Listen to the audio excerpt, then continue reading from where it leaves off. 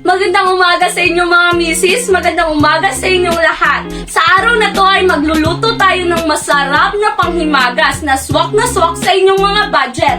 Bago natin ipapakilala ang ating mga sangkap, ipapakilala ko muna sa inyo ang aking nagagandahang mga anak.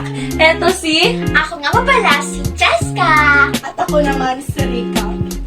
At ngayon, ipapaalam ko na sa inyong lahat kung ano ang mga sangkap na gagamitin natin sa panghimagas na to. Una dito ay ang kinayod na niyog. At meron din po tayong gawgaw. Meron din tayong mani dito. At meron naman tayong puting asukal. At, syempre, keso.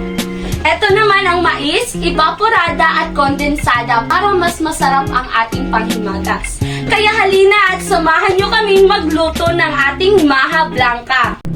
Ang una natin gagawin ay maglalagay tayo ng kalahating basong tubig sa kinayod ng niyog at ating himas-himasin.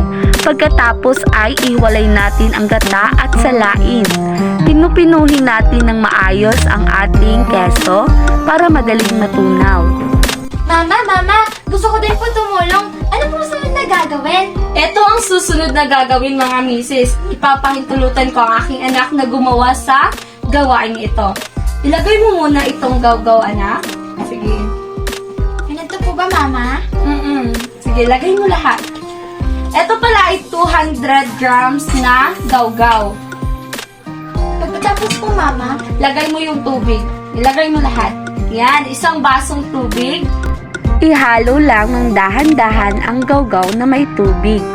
Isa lang na natin sa apoy ang ating paglulutuan at ang una nating ilalagay ay ang gata ng niyog.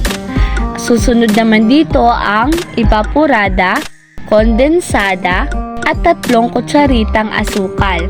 Halo-haluin lang natin ito hanggang sa matunaw na ang asukal. Pag natunaw na ang asukal ay dahan-dahan nating ilagay ang gawgaw na may tubig at atin itong halu-haluin ng 5 pang minuto. Maglagay tayo ng keso pag ito ay lumapot na. Halu-haluin lang natin ito hanggang sa matunaw na ang keso at maglalagay na tayo ng mais. Nilalagyan natin ng mais para mas sumarap ang ating maha blanca. Halu-haluin lang natin ito ng 5 pang minuto.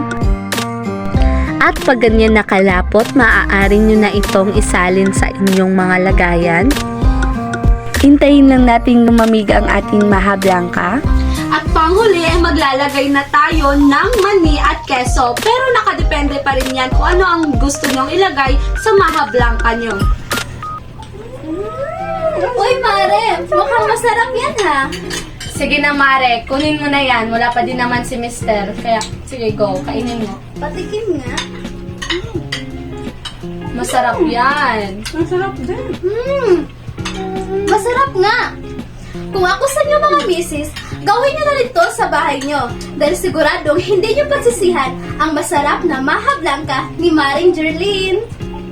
Kaya paalam na muna kasi kakain pa kami ng creamy maha blanca ko.